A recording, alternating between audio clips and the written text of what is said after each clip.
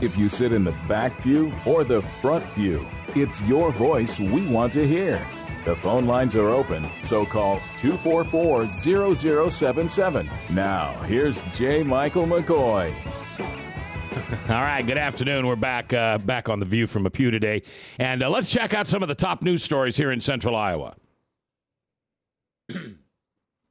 Well, Ryan's busy on the phone, so I'll take care of this myself. We had a stabbing overnight in the 2400 block of Watrous Avenue.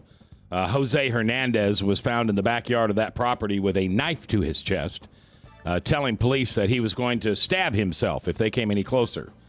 And so the police used their newest weapon in the fight against crime and criminals, which I just love. I love stun guns. And I don't care what anybody says. I love stun guns. They would have had to shot this guy. And they would have had to shot him, hopefully not deadly, but they would have had to shot him. Instead, they take a stun gun and they knock him out. The knife falls out of his hand.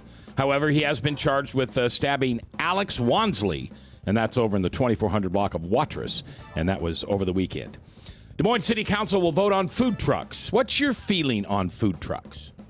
I'd be curious what your thought about that is. I can tell you as a longtime restaurateur, I'm not too crazy about the idea that after I invest $250,000, $500,000 or more into having a bricks and mortar restaurant and all that it takes to do that somebody can get, $75,000 or less together, take an old UPS truck, put a kitchen in it, and sell stuff out the window. Now, here's my hypocritical side, because, I'm a Christian, so I'm hypocritical. Here's the other side to that. As a consumer, I love food trucks. They are the best food. There are some Latino food trucks here in town, and I'm thinking of one that sits over there on East Grand, right across from Patton's Restaurant. By the way, great restaurant, Patton's Restaurant. They have the best Mexican food I've ever tasted.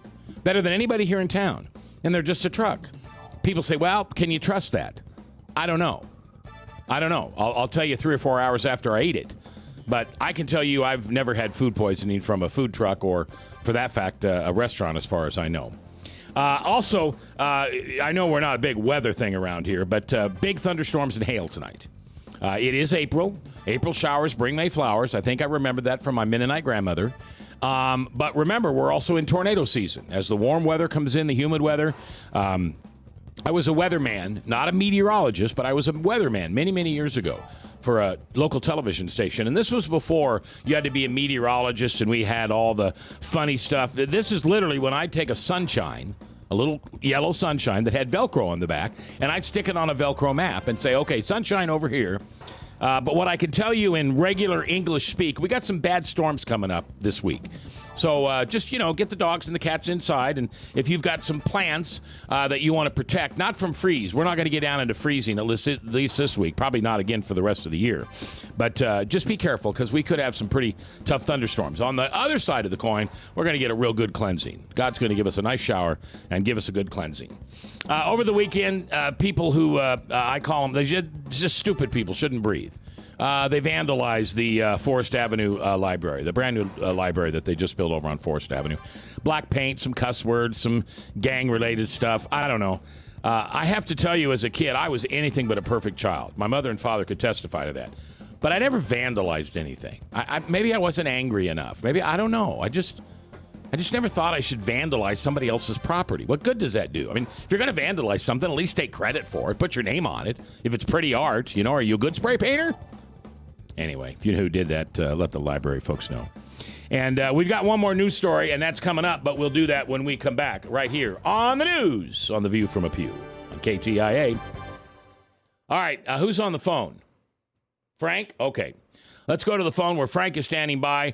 Frank, how are you today, and what are you all ticked off about today? Oh, the standard stuff, gay marriage that they're shoving down our throats, and Hillary Clinton, and just those good old things that us rednecks get upset about. Well, I'll tell you, I found an interesting story, and I want to make this clear to my audience. Now, low information voters, that's what I call them. And if you're offended by that, okay. But low information voters, let me give you an idea now, what I'm talking about. Wait a minute, Mac. according to them, we're the low information voters. Well, that I understand. They, no, I'm not, but you are. I mean, that we said that when we were like 4. I'm not, but you are. Here's my definition of a low information voter, and I'll use me as the counter example. I watch MSNBC and CNN far, far, far, far more than I watch Fox. I read the Des Moines Register and moderate to liberal newspapers far before I look up something that's the conservative reader or all these websites that all these conservatives read. I know what they're going to say. I know their argument. I want to know what my opposition is thinking. And there's no better way than to know the opposition than to study them. Think about football. Do you know what the number one weapon of a good football coach is? Game tapes. And the opposing team's playbook. Absolutely. Yeah. So my point is, I have so many friends, and I really love them, but I call them low information voters, and I guess I'm glad to still have them as friends, because they'll tell me they never watch Fox. They never listen to Sean Hannity. They never listen to Rush Limbaugh. They don't go to church. They don't want to hear that side. They already know that story. No, you don't. And it's like I got into an interesting discussion on Facebook on, I don't know when it was, Saturday night. And a very good friend of mine. I mean, I love this man. I've known this man since 1994. And he is a very important man in my life. But he's a low information voter. And he put something on the Bible, he put something on Facebook about how we're not supposed to eat shellfish, and you don't eat pork, and you don't wear shirts with multiple threads or whatever that is. You know Leviticus better than I do, Frank. And I said to him, do you know why those were laws in those days? And do you know why they don't impact us today and why they're not relevant? Well, he didn't know. He didn't have any idea why you shouldn't wear a shirt with multiple, what is it, Frank, thread? That's the new one on me there. All right. Or why you shouldn't eat shellfish, or why you shouldn't eat pork. This guy on Facebook made fun of the fact that so many people today, meaning yesterday, Easter, we're going to have ham, and how sacrilegious that must be, and we're all hypocrites if we're Christians and we're eating ham. Because, quote, unquote, the Bible says he has no concept of the law and the prophets. He has no concept on the previous testament compared to the New Testament. He has no concept on the Gospels compared to the epistles. He has no concept on how Jesus changed everything. And luckily, Mike Damascus, if you're listening, Mike, thank you. Mike Damascus got on there, and with the patience of a pastor that I don't have, with the patience of a pastor in so many posts on this thread, he gently walked this man through the fact that, let me help you understand why eating pork isn't an issue. Okay. And at one point, the other gentleman said, well, if you're Jewish, then you never eat pork and da-da-da-da-da. And I said, tell you something. I'll bet you a steak dinner at Fleming's. In fact, I'll buy you the cow if you can show me one American Jew who follows all those Torah laws. Well, I'm sure the guy that was complaining will probably have swine also. He did, at that. Just picking at the Christians who are eating it, right? Yeah. So anyway, the low information voter, here's how I describe someone who jumps on Facebook or into a conversation. And my favorite one is when they say, well, the Bible says, judge not, yet ye be judged. I said, can you tell me what that is in context? What's context? Okay, low information voter. But here's the way I see the Bible is to be understood and read, as my friend Ted Roberts says, from all four corners. The Bible is not to be opened up and circle one verse of one chapter, and whatever it says, then, oh, by golly, we're going to follow that. I mean, if you did that, none of us could ever be followers of Jesus.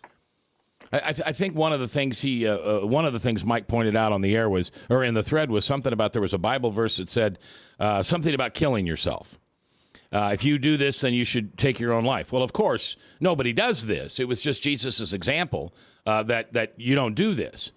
But, of course, if you're a low-information voter and you just simply take it out of context, then that means if you did this, you probably should kill yourself.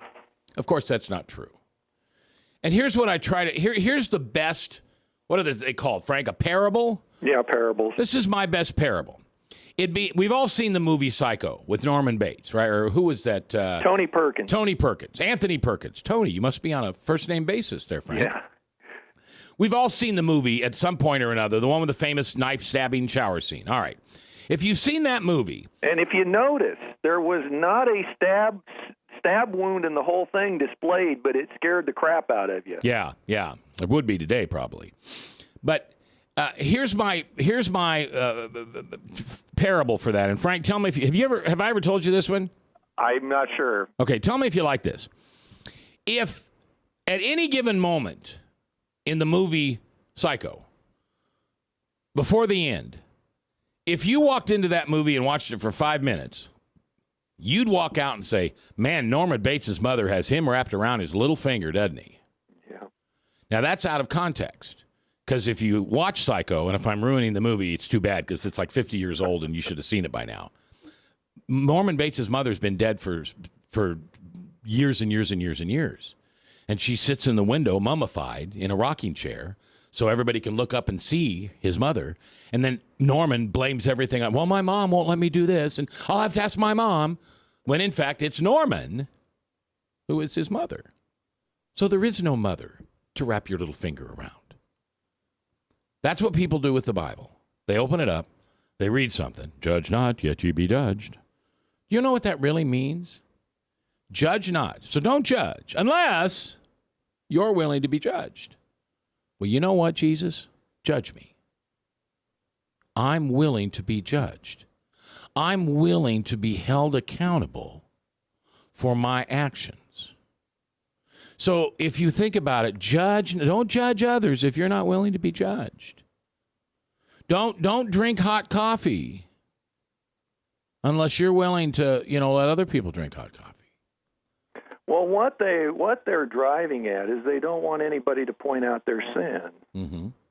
But Christ would have met them in their need. He would have lifted them up. He would have healed them. He would have ministered to whatever ailment they had, and then he would have said, "Go and sin no more." Well, and here's the other one. Here's the other one that I try to explain to people. And by the way, I've cleared this through a couple judges and a couple lawyers, and faith-based and some heathen-based. A judge passes consequence. A lawyer discerns. So if, Frank, you're on trial for, what could you be on trial Murder. for? No, you couldn't be on trial. You wouldn't murder. I don't know. I'm on trial for having wood in my head. All right, for having wood in your head. I like that. No, that's too easily provable. But anyway, you're being tried for something. Okay. Your defense attorney discerns your situation the best he can, as he is your advocate, My advocate. and explains to the jury why you should be innocent. Extenuating circumstances. The prosecutor, who has an agenda to find you guilty, discerns what he thinks happened to the judge so they would find you guilty.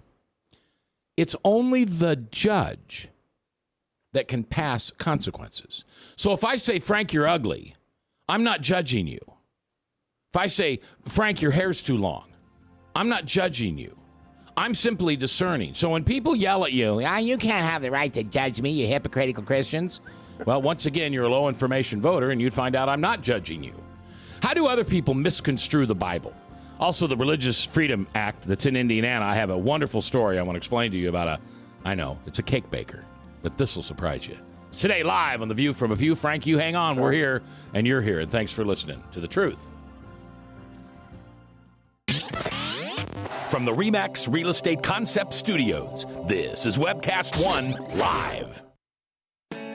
I'm Brian Leach, owner of Service Legends, and my position is Chief Talent Officer. I'm Nicholas Wonderscheid, I am Bernie Homs, and I'm the Service Manager. Marketing Director and Client Relations Manager. Everything that we do is about ensuring that we exceed your expectations. Our clients are important to us. 100% satisfaction. We're not just focused on heating and cooling. That's the easiest part of our job, actually, is fixing furnaces and air conditioners. Everyone that we come in touch with, we want to improve lives. Bottom line is, we've got our installation guarantees, 25% energy savings guarantee, comfort guarantee, temperature selection guarantee, property protection guarantee. 100% satisfaction guaranteed. Fixed rate or it's free. All of those guarantees are backed up with a 100% money-back guarantee to hold ourselves accountable to making sure that you get what you're after. Just fixing the problem today. If they have another problem 5 days down the road, it's still fixed right or it's free. We use what's called straightforward pricing. Our technicians are going to give you an exact to-the-penny price on what it's going to take before they move forward with any repair. That way you know what to expect. It's the same price every day. No surprises. If you get off work at 5 o'clock in the afternoon, you come home, you realize that, oh, my furnace is broken. Now you need to call somebody out that night. You shouldn't have to pay more for that. We're guaranteeing service 24/7. We run afternoons, evenings, nights, weekends. We're staffed to work that. Phone rings at 3 in the morning. You'll get one of our representatives answering the phone every time. We're not sending you out to Timbuktu in some call center. It's our Service Legend team members, our mission control team, I'll take a call anytime. and then they answer the phones the same way during the day as they do at night. It's a great day at your service company. How can we make you smile? That's the only way to provide true 24-hour service. When you're able to let somebody actually live in their home safely when they weren't able to do that before, where they don't have to stay up at night and worry about, is the heat going to come back on? Are we going to freeze the pipes? Is the baby in the room next door going to be sick because they got too cold? When you're able to help somebody overcome challenges like that, that's impacting a life. That makes a difference. I get goosebumps thinking about it. I love the team. I love the people that I work with. We have fun, but we work hard. I call them my ambassadors of legendary service. If you could just envision what that is, that's who we're sending to your home. They literally will call in, pick up the phone and call and say, hey, I want to talk to your manager. And I get on the phone, they're like, that technician that was at my house was the greatest technician ever. That's cool to me. We want to brighten people's days. Every person that we have going into the house has gone through an extensive background check. Drug testing, we have a very thorough interview process that 1 out of 140 people make it through. If we promise you something, that's what you're going to get, no matter what. We're here when you need us to protect the safety and comfort of your family. If you're not happy, we're gonna make it right. If we're willing to put 100% money-back guarantee on what we do, what type of work do you think we do? Give us a call. We're there for you 24/7, 365 days a year. Enough said.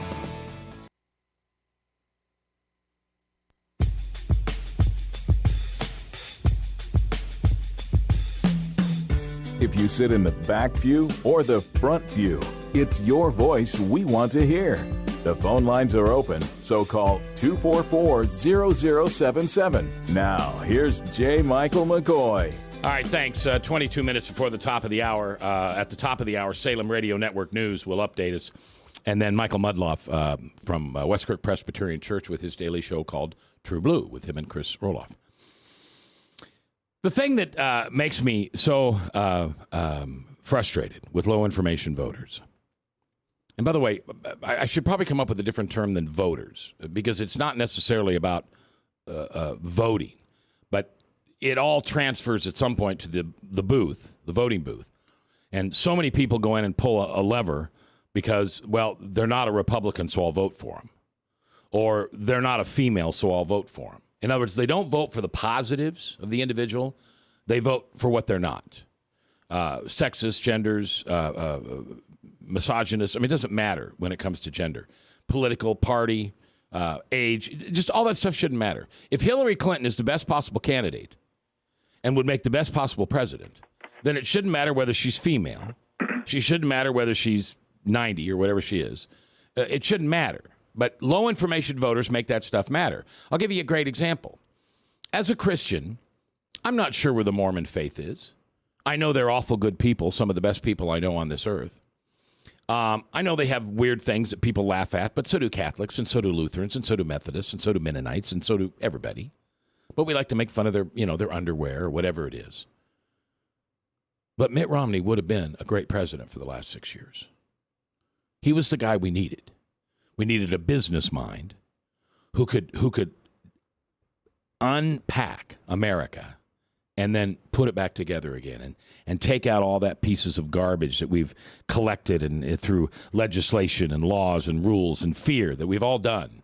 There's some ridiculous stuff in all of our laws, and they're done with politics, and they're done out of fear. Mitt Romney was the best guy to be president. But, Mac, did you catch what Harry Reid admitted here lately? No. That he got on the floor of the Senate, our floor, the floor we pay for, and basically lied that Romney wasn't paying his taxes, and he had no proof for it, offered no proof, said a friend of his told him that. Yeah. And Harry Reid admitted to a CNN reporter here that it was a lie. And, well, he didn't get nominated, did he? No. But I think with cocky arrogance, looking down his nose, smugly, and it's okay to lie. The ends justify the means, whatever they are. right. But and that's a very good point, Frank, because you're exactly right. So all these low information voters all over the country took to social media and their Bible groups and their coffee groups and their beer groups and wherever they hang around, and they said, Romney didn't pay his taxes. And it became a headline on the Des Moines Register, and they just quoted Harry Reid so they could ethically print that. Now, I got to tell you, when I went to journalism school back in the 60s and 70s, that would not have been ethically correct. So-and-so said, so we print the headline? No, that's not a news story. It may be something somewhere small, but it isn't above the fold, big black letters, Romney didn't pay taxes. Do you remember that? Well, you don't read the Register, Frank, but No, I don't. I remember that morning I woke up and I read that. Romney didn't pay taxes. Somewhere about the third, fourth paragraph, the Associated Press writer admitted that this information only came from one source, and that was Harry Reid, and the IRS could not confirm or deny. Now, let me tell you an old journalism trick. I don't want to call the IRS and ask if Mitt Romney owes taxes, because as a reporter, they're going to tell me he doesn't owe any taxes, and then I'm required to report that Mitt Romney doesn't owe any taxes.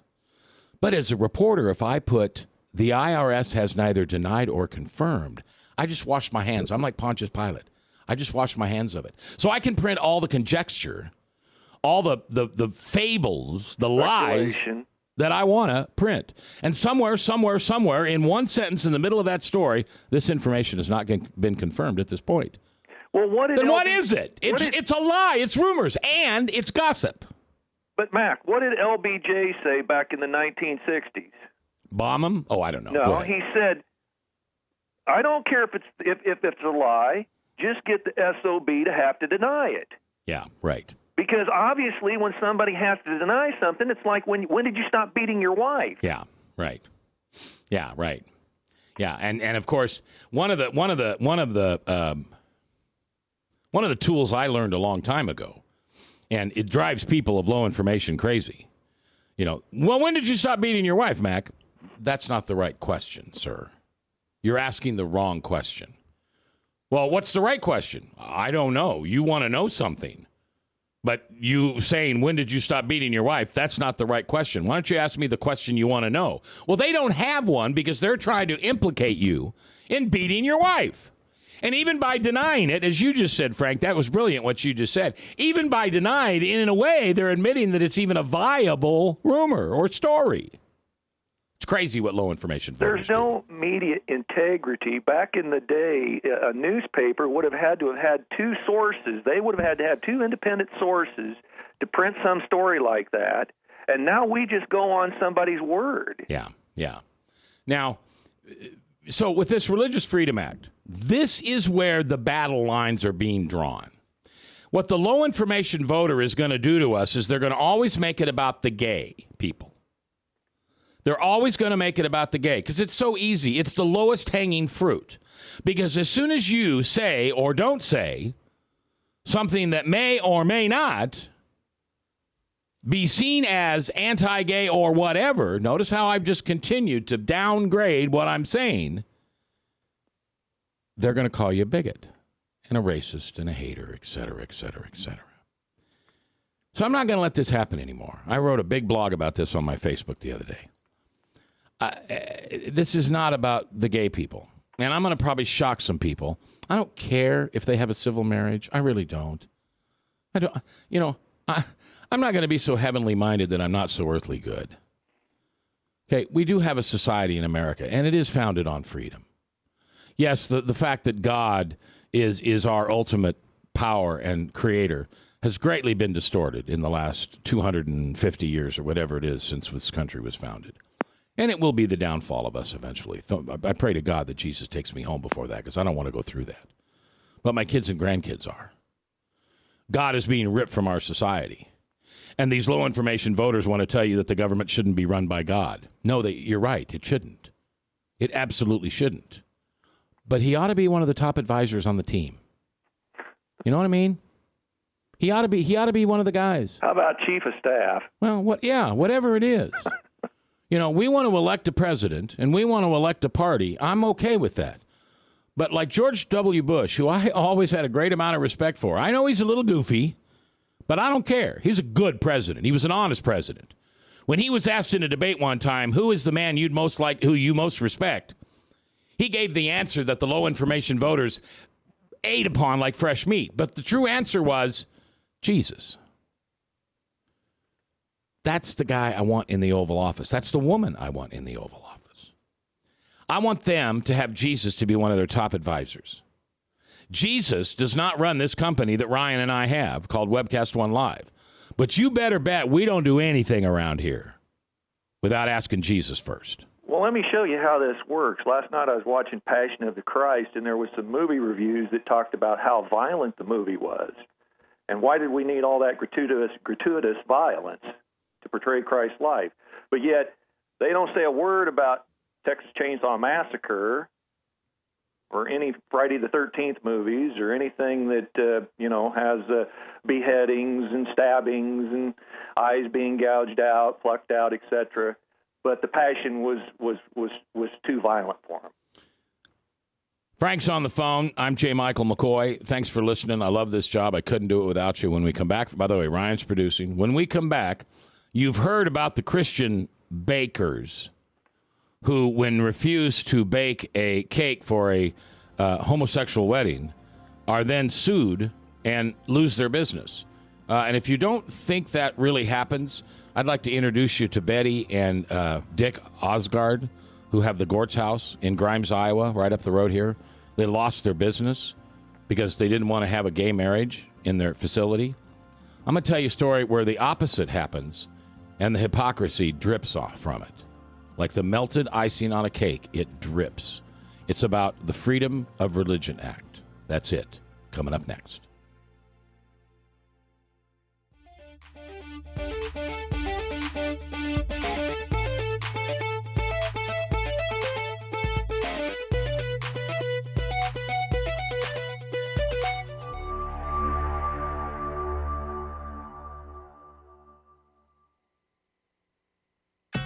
Credit cards are like grandkids. They love you, sometimes get out of control, and it's fun to get a new one. Who can stop them from piling on? Hi, I'm Tom Coates with Consumer Credit of Des Moines. At the end of the day, you can return the grandkids, but you're stuck paying off bad credit card debt. We'll help you put the fun back into using credit cards responsibly. Right, kids? Yeah!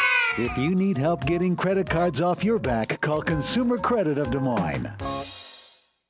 Hey. Psst. Let me let you in on a little secret. You ready? Always try to do business with people, not places. Especially if you seek honest Christian business people. And when it comes to my car, I really need to trust who's working on it. Now, my family is so blessed. A few years ago, we found a family-owned automobile repair shop that operates as a Christian business also. Open, honest, reliable, trustworthy. It's AMCO on Hickman Road in front of Kmart, and it's a family-owned Christian operating business. This family treats your car as if it was their car. Everything from oil changes to transmission repair and everything in between. So the next time you feel the need to be at peace with your choice of who you can trust with your car, give AMCO on Hickman a chance to serve you. And tell them Max sent you. From the RE/MAX Real Estate Concept Studios, this is Webcast One Live.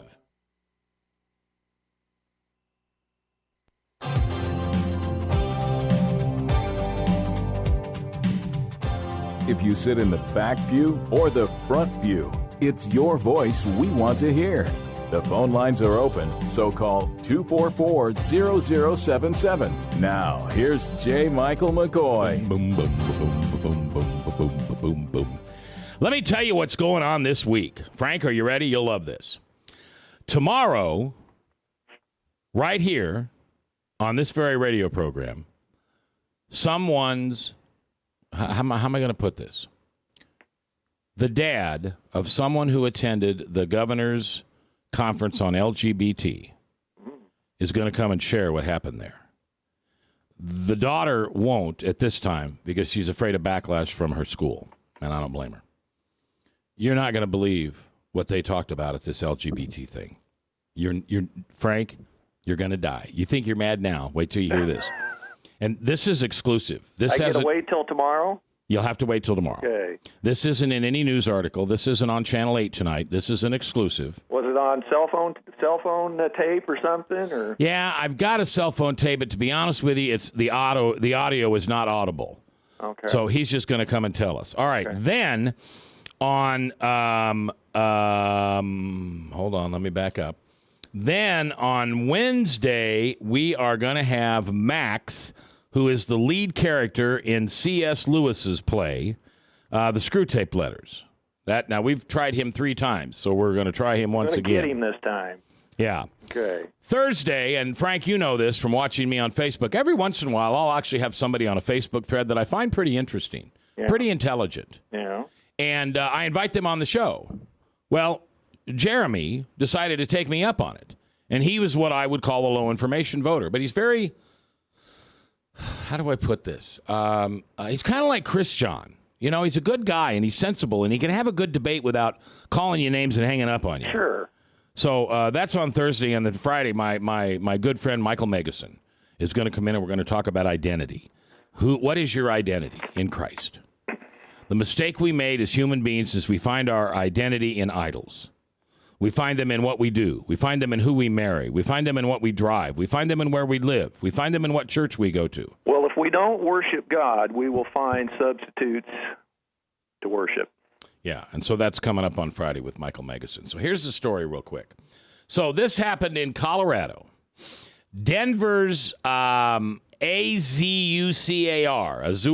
Bakery did not discriminate against Bill Jack, a Christian from Castle Rock, when they refused to make him 2 cakes with anti-gay messages on them.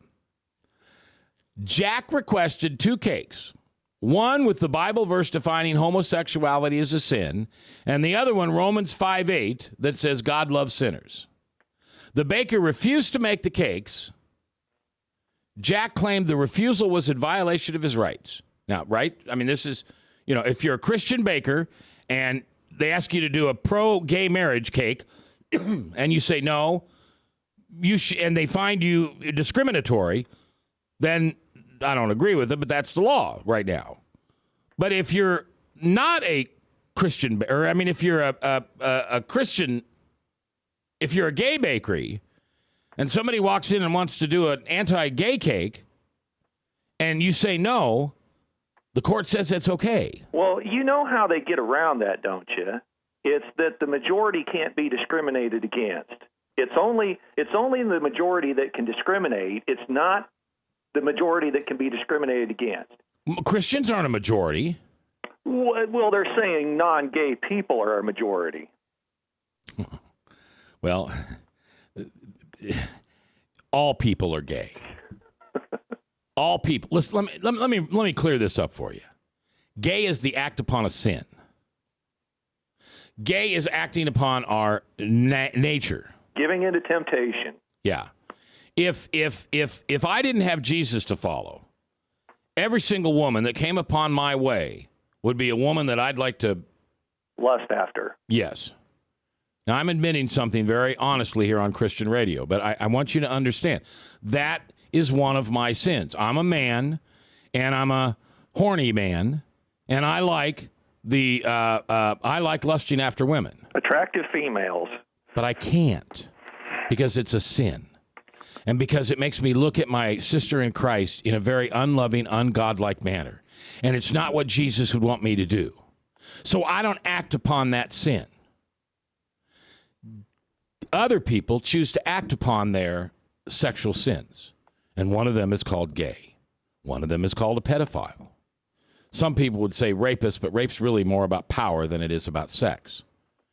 So when gay people say, I was born that way, yes, you were. You were born a sinner. But you have no genetics. You have nothing biological in which any scientist can look at you and say, oh, well, that's why he's gay. Because, see, they can do that if you've got diabetes. They can do that if you have a lisp. They can do that if you have other colored skin, or you have eyes that are different than others, or one dominant hair color. That's genetic. You were born that way. Gays are not born to be gay. They're born to be sinners, just like I was born to be a sinner, and you were born to be a sinner. But I'm not going to stand up in the middle of the Iowa legislature and say I should be able to have sexual relations with any woman at any time that I want because I was born that way. I don't understand how they can say to a gay baker, you don't have to bake an anti-gay cake. Well, two things here. But they can look at a Christian baker and say you have to go against your wishes. Two quick things here quickly. You notice they're not going to Eli and Sons Bakery, or they're not going to Ahmed and Sons Bakery. Why is it that these only cases that are making the news is gays going to a Christian bakery? That tells me right there they're being targeted because they're not targeting Jewish bakers. They're not targeting Muslim bakers. And I would suggest any business that gets boycotted by the gay agenda industry needs to be stood up and supported by Christian folk out there who need to pick up the slack of whatever business they're losing because of the boycott. Christians need to stand up and pick it up. Well, and we also need to make sure that this religious Freedom of Religion Act is followed through. So we have every right to say, I disagree with that, and it's my faith that tells me that, so I don't have to. Just like these gay bakers said, I don't feel the same way you do. I'm against that, so I don't have to do it. And again, it's not about gay. It is not about gay. That just seems to be the prominent example because they're the one pushing the envelope so hard. And quickly, by the way, you know who Tammy Bruce is. Yeah. She's a gay radio host, and she absolutely supports this idea that we should not discriminate against people for their Christian beliefs. Yeah, absolutely. That we should be able to we can serve somebody, but we don't have to participate in their wedding. All right, Frank, we'll see you Wednesday here on the radio. Thanks for calling in. Thank you. I sure appreciate you taking the time to listen today. I know there's lots of choices you have. Got a good week coming up. I hope you choose to spend 3 to 4 o'clock in the afternoon with us. If not, go to MacMcCoy.com and subscribe to our RSS feeds, and you'll get these shows downloaded. They're always available at MacMcCoy, MacMcCoy.com. And until I see you again, think of somebody you want to forgive. Or more importantly, think of somebody you don't want to forgive. And tonight, forgive them as you hope to be forgiven. See you tomorrow.